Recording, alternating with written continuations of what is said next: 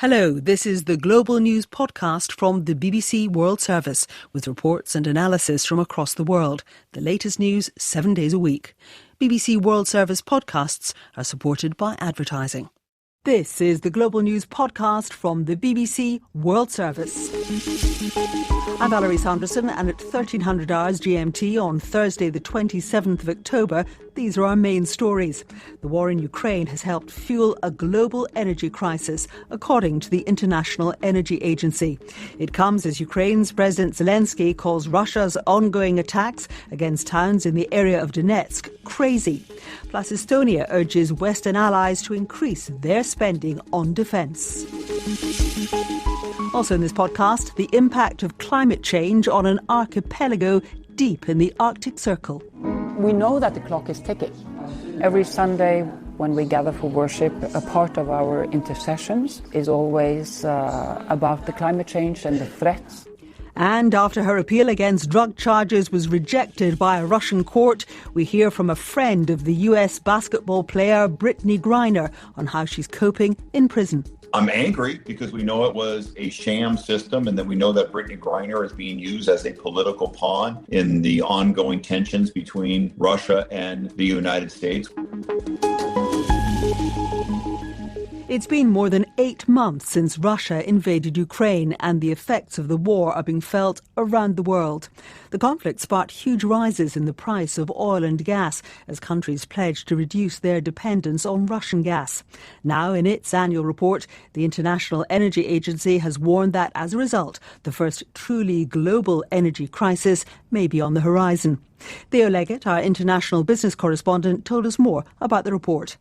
It says quite simply that the world was already facing supply chain shocks as it recovered from the effects of the COVID pandemic, and that energy was one of the supply chains that was affected. But then came Russia's invasion of Ukraine, and as a result of that, we saw energy prices shooting up. So the price of gas on international markets hit new records, unprecedented levels. The price of coal also shot up. The price of oil went above $100 a barrel, up to about $120 a barrel at its peak. And all of this has created a sort of recessionary environment, an inflationary environment. It's affected economies around the world. And according to the IEA, it's affected the poorest people the worst, because they're the ones who spend most of their income, or the biggest proportion of their income, on energy. And of course, energy is also used to make things like fertilizers. And if fertilizers become more expensive, that creates problems with food security as well. And the IEA says that some 75 million people around the world who've only recently been connected to electricity grids now face being unable to use that power because they simply can't afford it. So from that point of view, the IEA paints a very bleak picture. It says that things are very bad at the moment. It describes this as the first truly global energy crisis. We've had energy crises in the past, of course, but, you know, that in many ways there were particular countries that were affected most. This is global. It's a serious situation, and it's been provoked by Russia. But on the other hand, the IEA does set out its stand that this could be a turning point and mean that things could get better in the future. Well, you talked about the losers in all this, the poor mainly, but there are winners as well, aren't there, Theo?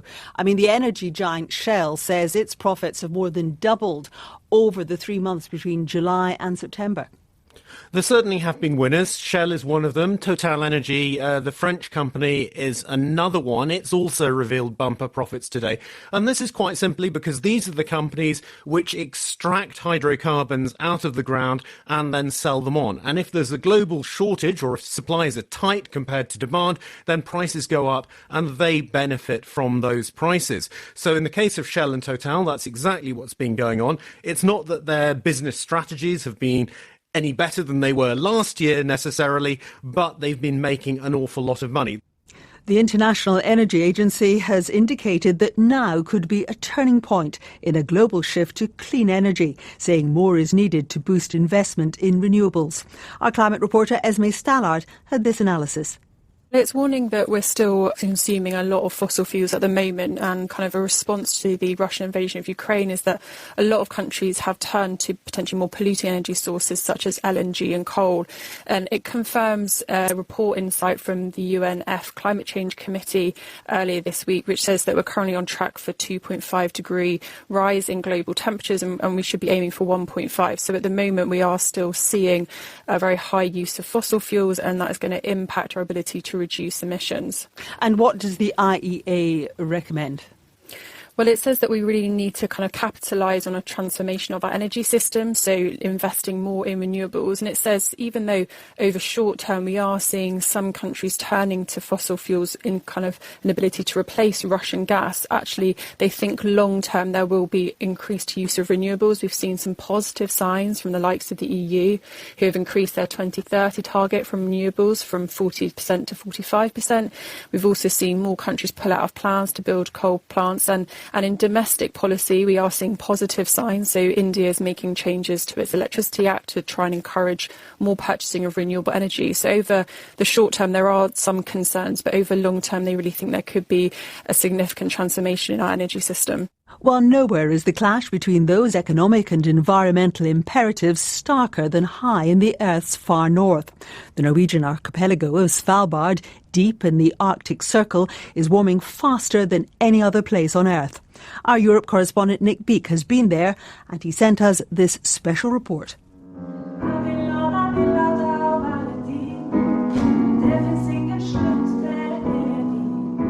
In the world's northernmost church, at the top of the planet, they don't feel closer to God.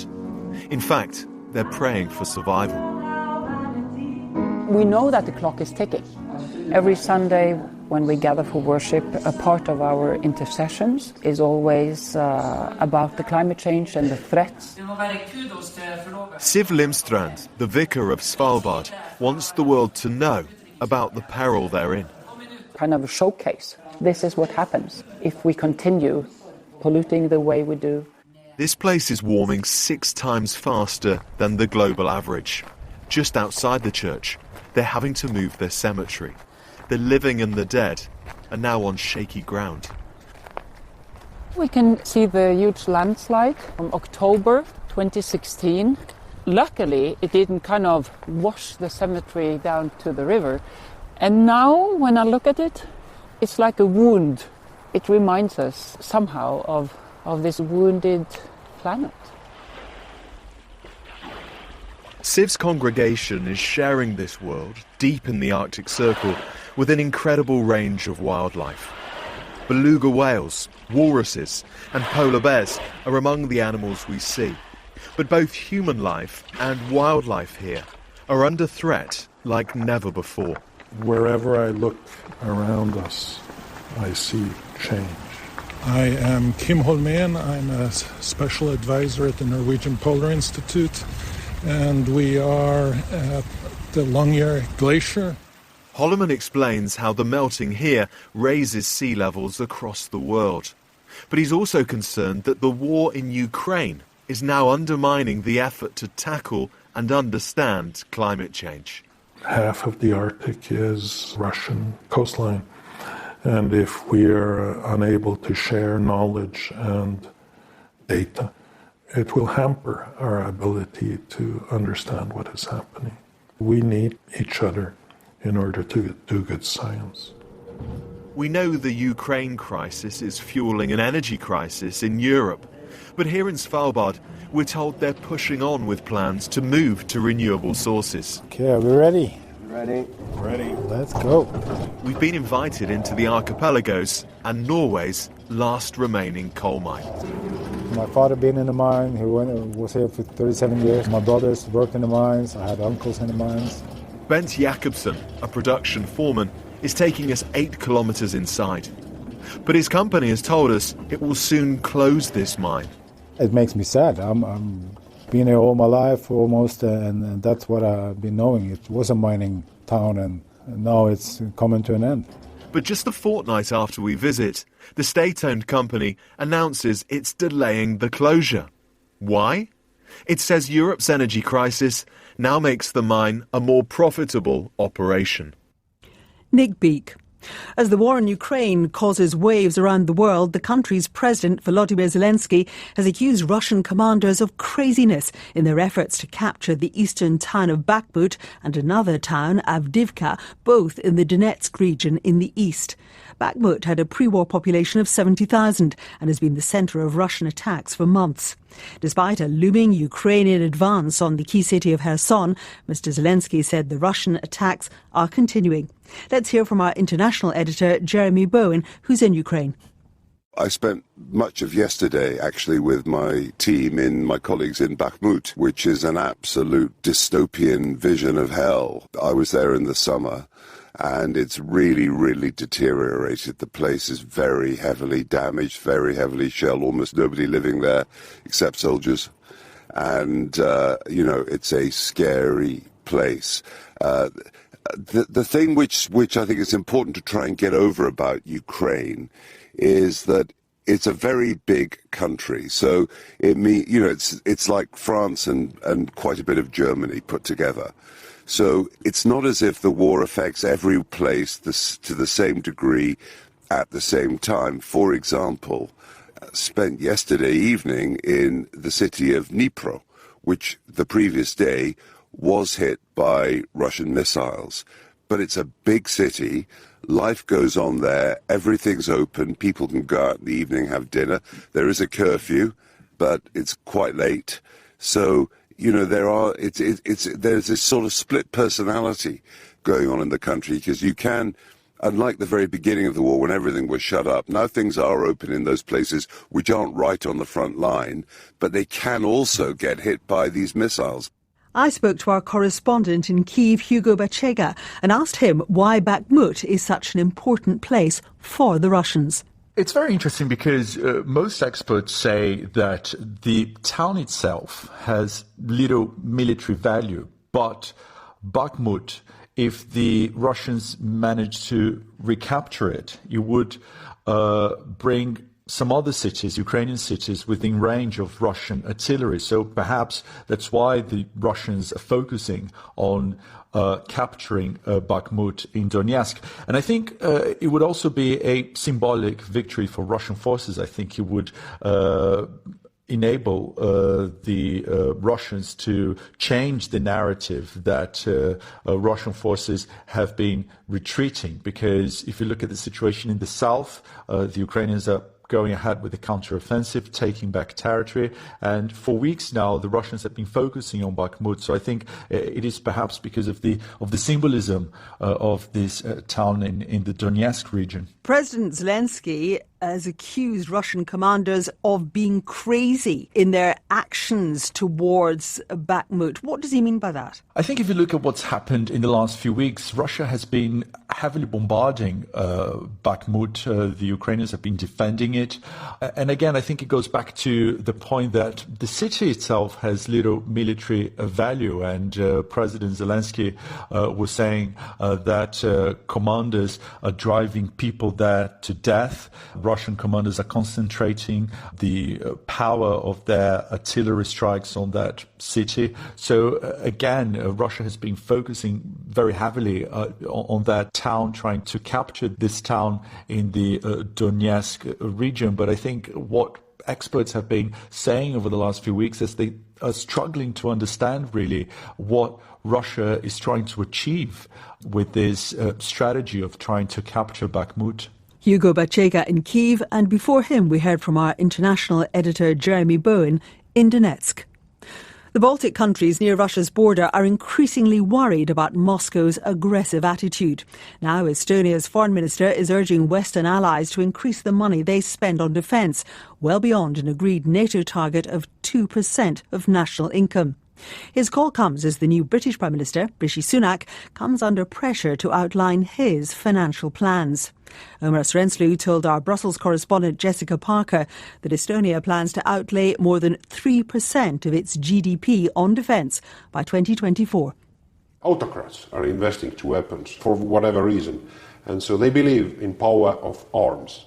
And to defend our values, the rules-based order, we need also to invest to the weapons to keep a deterrence posture. So you believe NATO allies like the UK should be heading towards that 3% spending mark. Absolutely. Just onto EU sanctions. We've had 8 rounds, I believe, of sanctions from the European Union. Should there be a 9th package, and if so, what should be in it? Yes, surely.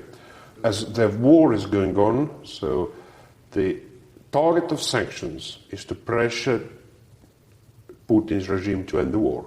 And as the war is going on, we haven't reached the altitude which is needed. And the Estonian proposal is that we need to address in a comprehensive manner Russian energy profits, so particular areas of trade, financial sector. There is a majority of Russian banking sector still out of the core sanctioning regime, and to implement that immediately. And just finally, you talk about Ukrainian victory. In your view, in Estonia's view, how does this war end? We hope to see that Western community will be determined, will immediately deliver more heavy weapons without any political caveats, because we do have these weapons. And secondly, that Russia will give up. All the Ukrainians are giving all they have for this scenario, but very much depends on our determination and bravery.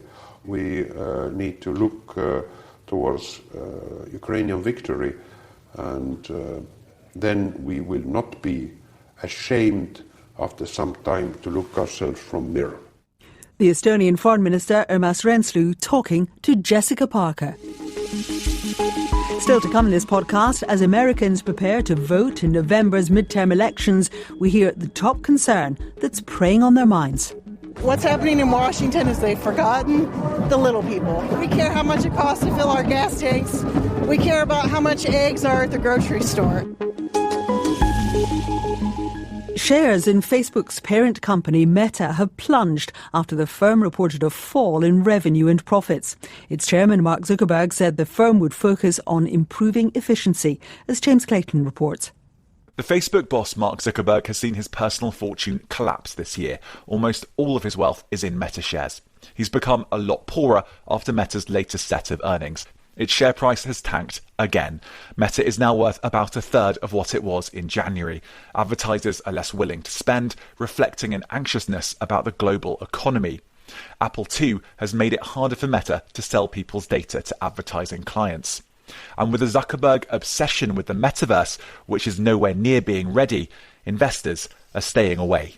James Clayton. In the United States, the midterm elections are due to take place on the 8th of November, with President Joe Biden facing the prospect of his Democratic Party losing power in one or both chambers of Congress. While Democrats are staking the vote on protecting democracy and abortion rights, the economy has emerged as the top priority for most Americans, with inflation at a 40-year high and motorists feeling the pressure of high petrol prices. Our North America correspondent Neda Tawfik reports from the Midwest state of Ohio. In Circleville, Ohio, nothing kicks off the fall festivities quite like the annual pumpkin show.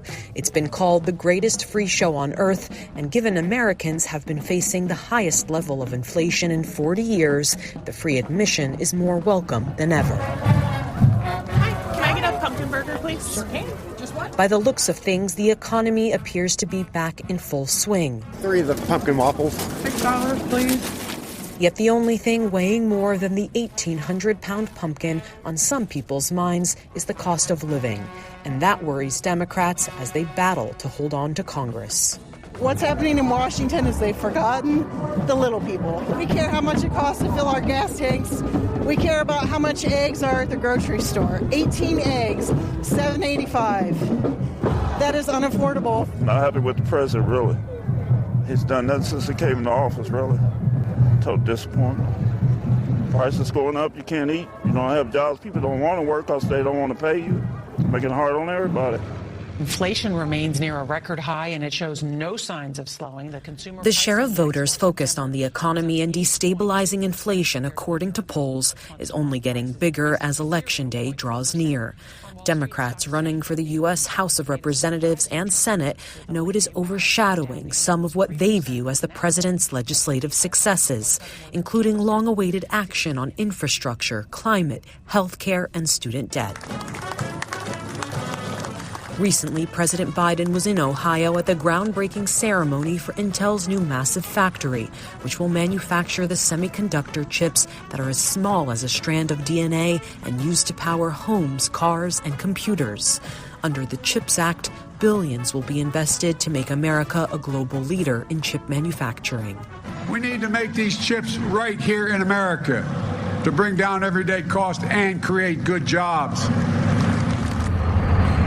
I'm on the site now, which is just under 1,000 square feet. You can hear the construction crews in the distance hard at work.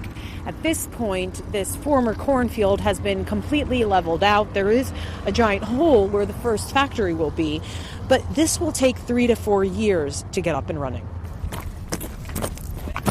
And we're going to have upwards of 7,000 construction workers on this project. Emily Smith, Intel's Ohio Director of Public Affairs, says the CHIP Act is already working by reshoring jobs into the U.S. and that Intel's presence will have a ripple effect. There's a whole ecosystem of additional businesses that will come in. Suppliers will come in. There will be restaurants that will come in, healthcare, recreation. And so the economic impact of our region, it's enormous. All right, getting ready for practice? Yeah. In the meantime, low-income families continue to be hit hardest by inflation. Jamaica Humphreys is a single mother who works 3 jobs. According to a study on poverty by the Ohio Association of Community Action Agencies, the average worker has less buying power now than in 1968. Without inflation, I would definitely feel much lighter. Jamaica doesn't yet know how she will vote, but she doesn't exactly give the president a ringing endorsement. I do not blame Joe Biden for the economy. I do not think he has done a bad job, and I don't think he's done a good job. I think he just does the job. While there are other issues at play during this election, the economy is the top concern nationally, and it could be what breaks Democrats' hopes this November. Neda Tawfik in Ohio. This week, the American basketball player Brittany Griner had her appeal against a 9-year jail sentence for drug charges rejected by a Russian court. The White House has called the legal proceedings against her a sham. Our reporter Isaac Fannin spoke to Congressman Greg Stanton, the Democratic representative for Arizona's 9th District. Earlier this year, the U.S. House of Representatives had passed his bipartisan resolution calling for Brittany Griner to be freed. The reports we get from Sherelle, Brittany's wife, who has had a chance to communicate with her a couple times, are not very good. That Brittany's psyche is not doing well, as you would expect. How could it be? She's just turned 32 years old, just had her birthday. She's spending her 32nd birthday in a Russian prison, just having her appeal denied. So she has a 9-year sentence for something that, frankly, she's wrongfully detained in a Russian prison for something that in Arizona, where she's from and she lives, it wouldn't even be illegal. So it's a heartbreaking situation. And all indications are that it's very, very difficult on Brittany Griner. What was your reaction when you heard Brittany Griner's appeal had been rejected? Well, we weren't surprised. I'm angry because we know it was a sham system, and then we know that Brittany Griner is being used as a political pawn in the ongoing tensions between Russia and the United States. We know that other people that have been convicted of similar activities have gotten much smaller sentences, as they should, because it's such a minor thing that she's alleged to have done. But I'm angry because she is wrongfully detained. She and Paul Whelan, another American. I'm the former mayor of Phoenix, so I serve in Congress now, but I was the mayor of Phoenix. I'm a big basketball fan, and I saw Brittany Griner play on the court many times in Phoenix because she plays for the Phoenix Mercury, and she and I have become friends over the years. So for me, I'm just personally very angry, and I'm going to do everything I can to try to bring Brittany Griner home to Phoenix, Arizona. What's the next course of action for Brittany Griner? How does the U.S. look at getting her back home? I think the president has indicated that there are ongoing communications to try to see if we can work to get the release of Brittany Griner and Paul Whelan. We know that former Ambassador Richardson is also working on any kind of an agreement to try to bring Brittany Griner home. It's the reason why, as a member of Congress, I was able to get a resolution passed in a bipartisan way that demanded that, number one, Brittany Griner be released and sent home immediately, and number two, that we would have President Biden's back. We would support him to do what it takes to bring Brittany Griner home. And I know that there are a lot of discussions about what that agreement might look like. I can't talk about those ongoing conversations. All I can tell you is it's so important that we bring our fellow American and my friend Brittany Griner home as soon as possible. Greg Stanton speaking there to Isaac Fannin. Australia's national football team has issued a video criticising Qatar's human rights record less than a month before the World Cup. Members of the team say countless migrant workers have suffered and that reforms to improve conditions have been applied inconsistently. The Australian players also called for the decriminalisation of same-sex relationships in Qatar. We have learned that the decision to host the World Cup in Qatar has resulted in the suffering and in the harm of countless of our fellow workers. These migrant workers who have suffered are not just numbers. Like the migrants that have shaped our country and our football, they possess the same courage and determination to build a better life. As players, we fully support the rights of the LGBTI plus people. But in Qatar, people are not free to love the person that they choose. I asked our sports news correspondent Alex Capstick what he makes of the Socceroos statement. I think it's a significant moment, Valerie. As you say, Australia, the first team bound for the World Cup, to criticise Qatar in such a manner on the human rights issues that have been and are dominating the build-up to the first World Cup in the Middle East. It's a striking video, filmed in black and white. It shows the faces of 16 Australian players speaking in turn about their pride in playing for their country, but also the fact that they can't ignore what's been happening in Qatar, specifically the allegations of the suffering and the exploitation of migrant workers. They do acknowledge the important reforms that have been made in the country, things like the ending of the kafala system, in which workers weren't allowed to change jobs or leave the country without their employers' permission, and the introduction of a minimum wage. But they do raise concerns that these changes, as we've heard from various campaign groups, haven't been implemented across the board and are not working effectively. They also urge the Qatar authorities to change their position on same-sex marriage, which is illegal in the country. And this is the first video, isn't it? But other teams, they have also expressed their unease at conditions for workers and gay people in Qatar, haven't they? I think this is a topic that many of the teams who have qualified for the World Cup, they're trying to understand, they're trying to get to grips with. Like the Australians, some have engaged with campaign groups such as Amnesty, the International Trade Unions and the Players Union FIFPro. The captains of several teams have agreed to wear anti-discrimination armbands in the colours of the rainbow with the message One Love. They include France, Germany and England, and their skipper Harry Kane has pledged to wear that armband even if FIFA decides to ban them. The kit manufacturer of the Danish team announced that one of the strips used at the World Cup would be all black with no markings at all on them, and that's a way of mourning and recognising the migrant workers who have died in Qatar. And we did see various protests by European teams in the qualifying rounds of the World Cup, among them the Netherlands and Germany, who wore T-shirts highlighting the human rights issues during the warm-up to some of those games. Clearly, it is an issue they feel strongly about. Has Qatar responded to this video? Not specifically to this video. We heard earlier this week the frustration, I think you can describe it, inside Qatar, faced with what they consider to be a barrage of unfair criticism. The Emir, Sheikh Tamim bin Hamad Al Thani, described it as an unprecedented campaign of criticism that no host country has ever faced. He said his country was the victim of fabrications. They won the bid to host 2022 back in December 2010. At first, it was assumed they'd won the vote by corrupt means. That's never been any evidence to prove that. And then the focus shifted to the human rights angle. So it's been a non-stop barrage of criticism, certainly for the past 12 years. And the Emir's strong comments are a good indication of the pressure they feel. They feel unfair pressure they're under, partly because they will argue that Qatar is a leading light of reform in the Gulf compared with some of their neighbours. Alex Capstick. It is, says Germany's Health Minister Karl Lauterbach, the ideal solution to legalise the possession and acquisition of small amounts of cannabis in order to starve the black market in drugs.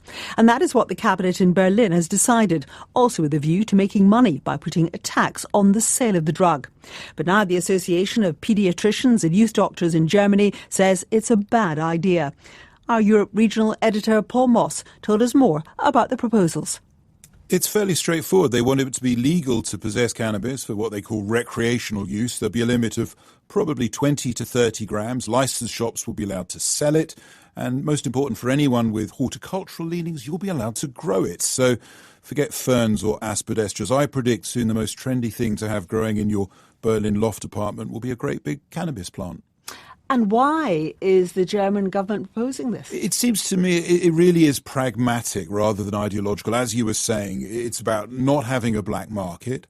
I mean, they think that the German Health Ministry says 4 million Germans currently smoke cannabis every year. So the current attempts to crack down it clearly aren't working. That black market means the profits go to dodgy gangsters. They could instead, as you were saying, go to tax.